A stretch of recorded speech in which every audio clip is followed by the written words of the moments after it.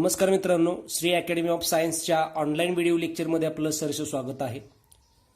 पाठीमागच्या व्हिडिओ लेक्चरमध्ये आपण inheritance and variations example part first या व्हिडिओमध्ये आपण एक्झाम्पल 1 ते 4 बघितलेले आहेत.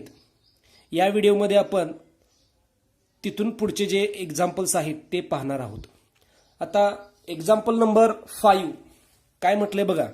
In sweet peas tallness in bracket capital T is dominant over dwarfness in bracket small t. Full point. Find out the phenotypic ratio of offsprings in the following crosses.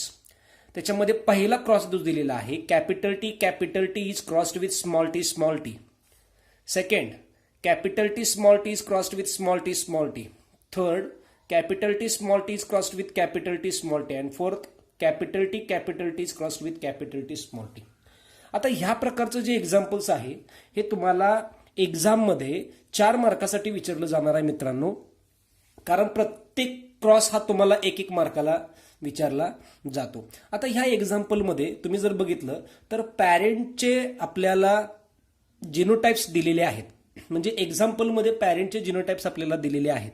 काही एक्झाम्पल्समध्ये पॅरेंटचे जिनोटाइप्स हे दिलेले नसतात आणि काही एक्झाम्पल्समध्ये पॅरेंटचे जिनोटाइप दिलेले असतात. ज्या वेळेला जिनोटाइप दिलेले नसतात त्यावेळेला आपल्याला ते कन्सिडर करायचे असतात आणि ज्या वेळेला एक्झाम्पल्समध्ये पॅरेंटचे जिनोटाइप दिलेले असतात त्यावेळेला त्याच जिनोटाइपचा वापर करून आपल्याला ते एक्झाम्पल सॉल्व्ह करायचं आहे. आता या एक्झाम्पलमध्ये तुम्ही जर बघितलं काय म्हटलेलं आहे. In sweet peas tallness is dominant over dwarfness. म्हणजे स्वीट पी मध्ये टॉलनेस हे कॅरेक्टरिस्टिक्स हे डॉर्फनेस वरती डॉमिनंट आहे.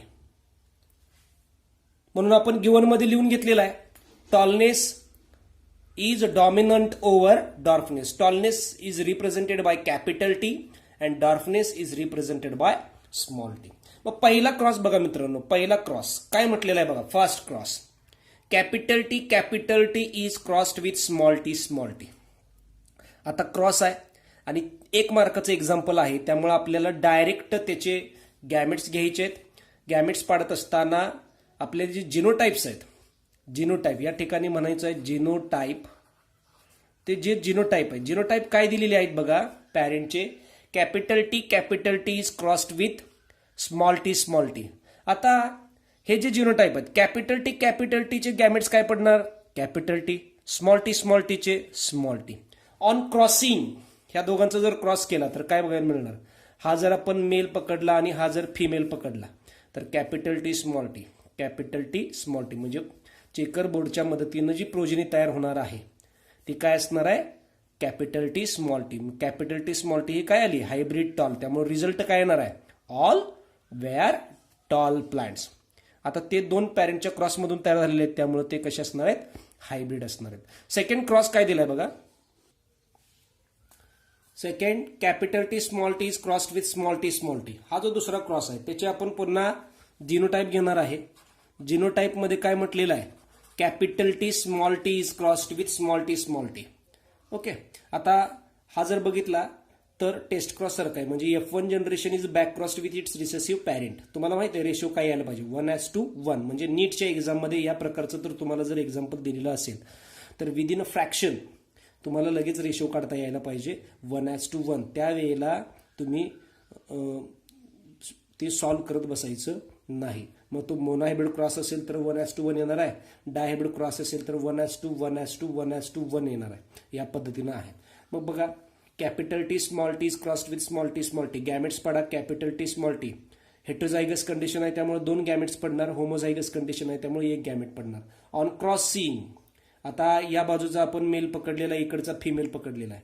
कॅपिटल टी आणि स्मॉल टी त्याचे प्रोजेनी काय येणार आहे कॅपिटल टी स्मॉल टी आणि small T.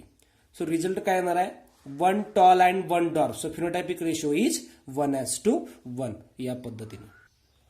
Third cross is capital T is crossed with capital T small T. आता पुन्हा त्याचे जिनोटाइप्स घेतलेले आहेत capital T is crossed with capital T small T. Gametes पडा दोन्ही हेट्रोझायगस कंडिशन आहे त्यामुळे दोन्हीचे कॅपिटल टी सेम गॅमेट्स पडणार आहेत कारण दोन्हीही पॅरेंट काय असणार आहेत सेम गॅमेट्स वाले आहेत. आता त्याचा एक पकडायचा मेल एक पकडायचा फिमेल. ऑन क्रॉसिंग चेकरबोर्डच्या मदतीनं या बाजूचे मेल, या बाजूचे फिमेल, या दोघांचा cross capital T tall, capital T small T, capital T small T आणि small T small T. So one tall, one pure tall and two hybrid tall, one dwarf. So phenotypic ratio is tall as to dwarf. जर बघितले आपण तर एक pure tall आणि दोन hybrid tall आहेत, म्हणजे टोटल किती टॉल झाले? 3. 3 as to dwarf 1. Genotypic ratio काय येणार आहे? Capital T is crossed with capital T small t, हे दोन आले, आणि स्मॉल टी 1:2:1. म्हणजे मोनोहायब्रिड क्रॉसचा F2 जनरेशन रेशो असल्यासारखा हा आहे. नेक्स्ट क्रॉस इज बघा, capital T is crossed with capital T small t. Example बघितल्यानंतर लगेच तुम्हाला मित्रांनो समजायला पाहिजे की हा बॅक क्रॉस आहे. बॅक क्रॉस म्हणजे काय? तर F1 generation is back crossed with its dominant parent. Okay, म्हणजे हा बॅक क्रॉस आहे आणि ह्याचा रेशो काय येणार आहे? All were tall. So gametes capital T is crossed with capital T small T. आता हे जे जिनोटाइप्स आहेत याचे गॅमेट्स पाडा होमोझायगस कंडिशन आहे, त्यामुळे कॅपिटल टी. हेट्रोझायगस कंडिशन आहे त्यामुळे 2 पडणार कॅपिटल टी स्मॉल टी. आता हा जो क्रॉस आहे तो चेकर बोर्डच्या मदतीने करायचा आहे. ऑन क्रॉसिंग हा आला male, capital T small t हा आला फिमेल. चेकर बोर्डमध्ये बघा मेल आणि फिमेल, मेलचे गॅमेट्स आणि फिमेलचे गॅमेट्स. प्रोबॅबल क्रॉसेस काय येणार आहेत? या दोघांचा कॅपिटल टी आणि या दोघांचा कॅपिटल टी स्मॉल टी. एक आहे तो प्युअर टॉल आहे आणि एक आहे तो हायब्रिड टॉल आहे. त्यामुळे याचा रिझल्ट काय येणार आहे? All were tall. लक्षात ठेवा, नीटमध्ये तुम्हाला ज्या वेळेला एक्झाम्पल्स विचारलं जाईल, वाचता क्षणी तुम्हाला एक्झाम्पल समजायला पाहिजे. ते जर एक्झाम्पल टेस्ट क्रॉस असेल तर त्याचा रेशो 1:1 येणार आहे, आणि जर बॅक क्रॉस असेल तर रेशो येत नाही.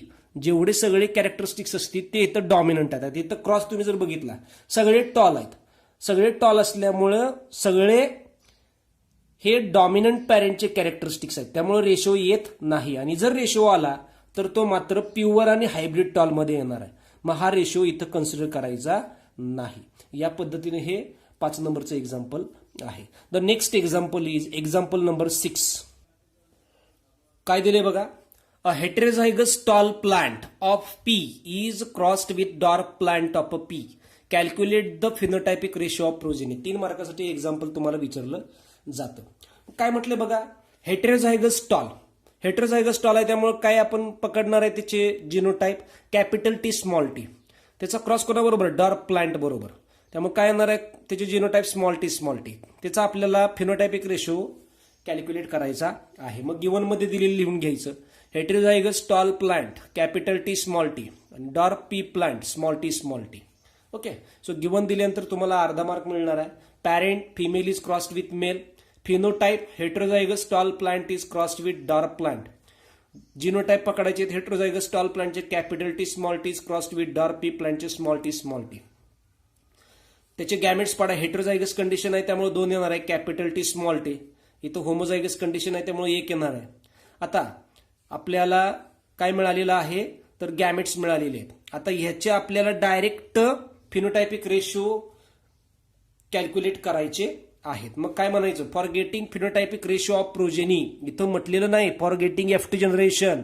F2 जनरेशन आपण डायरेक्ट काढू शकत नाही मित्रांनो. आपल्याला काय करायचं आहे? याचे प्रोबॅबल क्रॉसेस करायचे. मग for getting phenotypic ratio of progeny use of checker board. मग डायरेक्ट चेकर बोर्डच्या मदत. डायरेक्ट आपण या ठिकाणी क्रॉस करू शकतो, पण चेकर बोर्डचे आपल्याला मार्क्स मिळणार नाहीत. त्यामुळे आपल्याला काय करायचं आहे?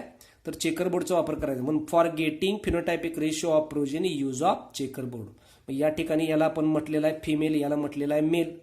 केलेलं आहे female male, capital T small T आणि स्मॉल टी. काय येणार आहे? Capital T small T is crossed with small t. काय आला ratio? 1 tall and 1 dwarf. Ratio is 1:1. का 1:1 आला मित्रांनो? कारण या ठिकाणी जो क्रॉस केलेला आहे तो क्रॉस कुठला आहे? या ठिकाणी जो क्रॉस केलेला आहे हा जो क्रॉस आहे तो टेस्ट क्रॉस आहे, आणि टेस्ट क्रॉस असल्यामुळं आपल्याला या ठिकाणी रेशो 1:1 मिळालेला आहे. मग आपण या ठिकाणी लिहून घेतलेला आहे for getting phenotypic ratio of progeny use of checker board आखलेला आहे. त्याचे गॅमेट्स केले, प्रोबॅबल क्रॉसेस केले. क्रॉसेस केल्यानंतर रिझल्ट काय मिळाला? 1 टॉल अँड 1 डॉर्फ.